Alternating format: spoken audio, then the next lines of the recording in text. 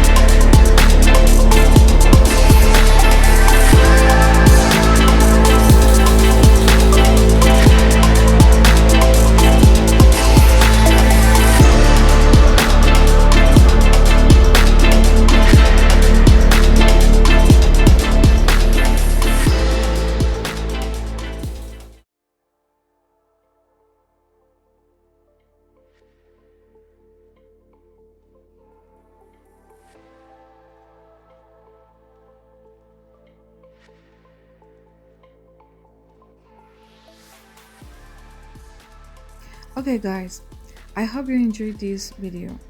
If you find it useful, then please subscribe to my channel. Goodbye until the next time.